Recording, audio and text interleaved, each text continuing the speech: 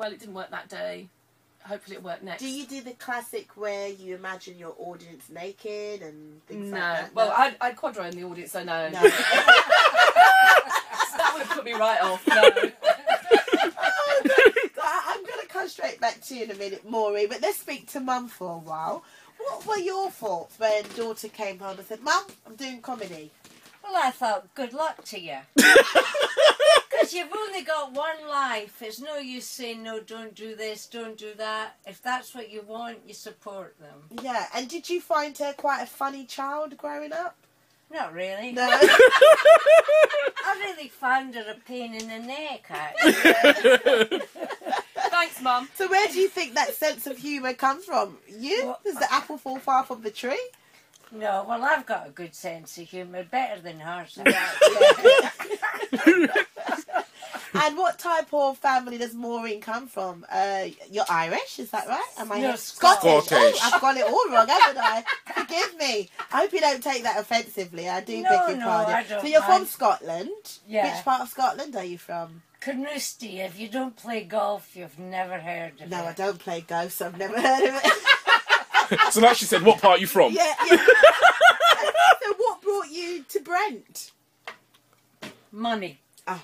You can't live on fresh air and nice scenery. Yes, yeah. And how did you assimilate into the community? Did you find it quite challenging back then? Because obviously you must be used to having a multicultural friends around you, different people from different nationalities. Was that quite easy? Well, I thought it was good. Yeah. Because you're used to just white people, then you go into the different cultures, you discover different things. I thought it was really good. Yeah, yeah. The Asians underneath, and then the Africans were kind of to the side because there wasn't that many of them. Right. So there was definitely a divide between the West Indians and the Africans. Ah, what year was that? What the truth? I'll say 80s, early 80s. Right. Yeah. Yeah. Anyway, 90s, 2000. And thanks. Didn't tell me I have to tell my age. No. It's kind of. I'm talking from my grandmother's perspective. Yeah. And, so you just, like, the politics of it all was, you just had to make sure you didn't, you weren't, because you were kind of in a minority, obviously, you know what it's like at school. Yes. You've got to try to join the, it's all the politics of its situation. Yeah. I keep repeating myself. No, you're not. But I think with comedy, though, comedy as a business is very misogynist. Yes. So as a woman, you've really got to fight your space. Absolutely. You don't get the opportunities that people, that other people, like young white middle class comics will get. Yes. You won't get that. Funny enough, on the black circuit, they don't care. They don't care that you're a woman. They don't care that you're white. They don't care that you're not as young as you could have been. All they care about is if you're funny. So do you get more love on the black circuit? Yeah, definitely. You get more support from black promoters and black comedians because all they want you to do is be funny. Right. And so they don't care that you're not white, middle class with a stupid hairstyle.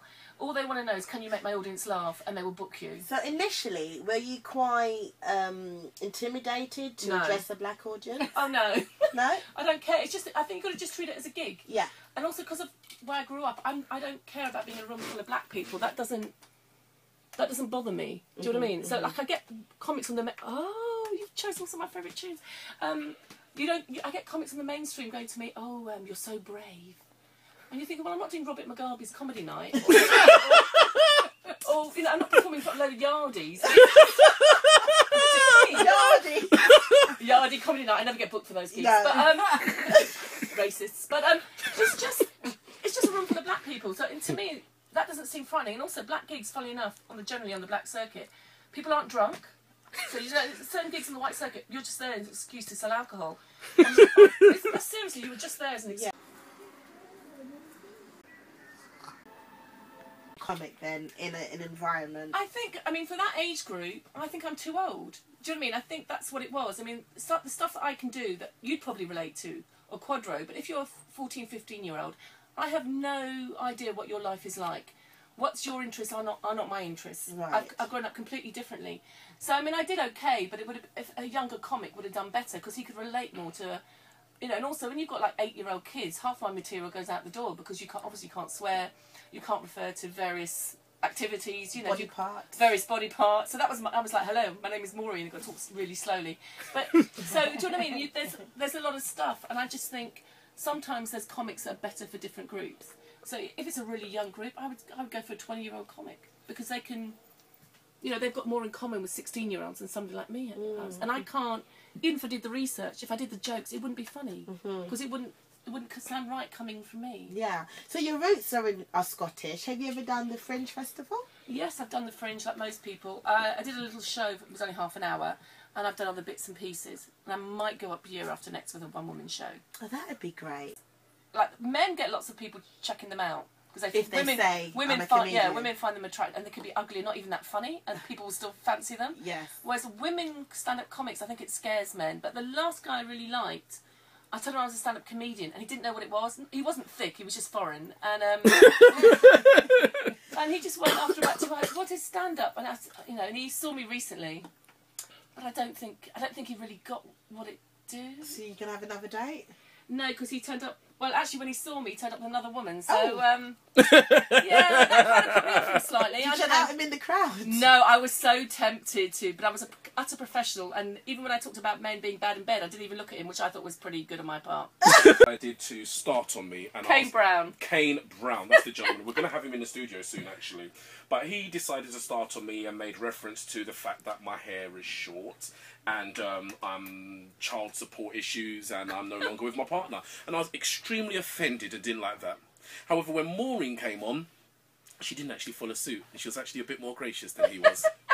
Now, you said something about your mum being mugged, and she turned around and said, I'm not in that mood. Do you like that one? I'm not in that mood. She did. She got. I won't tell the full story because Mum uses rude language. But no, I can't really use the language on air. But in Moscow, when she was 69, somebody tried to mug her, and she took the purse.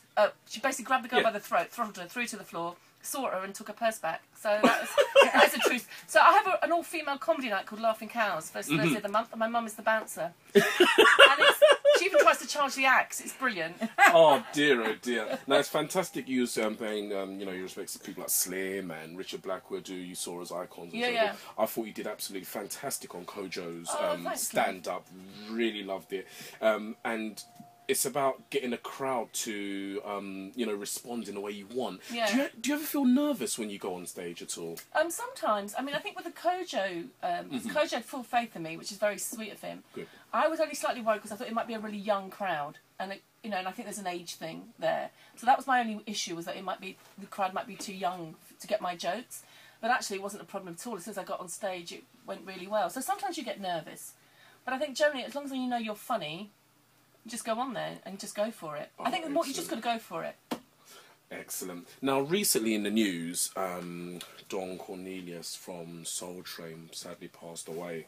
Let me just take this down a second. Sadly passed away. There was a major contribution, especially to R&B music. And I think I've got a clip here from what he had to say on one occasion. Let me just see if we can get this in. Here we are.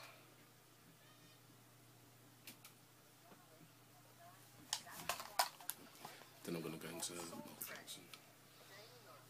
Yeah. After this one, I'm going to go into a song. You guys are fantastic. I need to come to another.